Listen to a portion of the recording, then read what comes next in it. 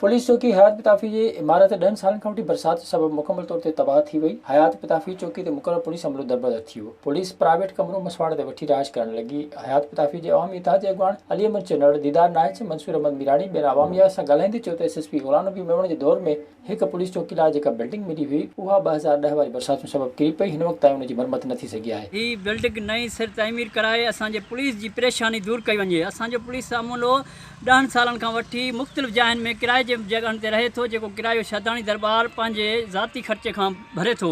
छा पुलिस वटि एतिरो पैसो न आहे जो हे बिल्डिंग तामीर कराए नथो सघे? असां एसएसपी ऐं डीएजी खां इहो मुतालबो कयूं था त नई चौकी तामीरात कई वञे ऐं हितां जी पुलिस खे रिहाइश ॾिनी वञे। हुननि एसएसपी घोटकी, डीआईजी सखर ऐं आईजी सिंध खां मुतालबो कयो त हयात पिताफी पुलिस चौकी लाइ इमारत ॾिनी वञे। विज़िट कयो अवामी आवाज़ मीडिया ग्रुप जी वेबसाइट awamiawaz.pk।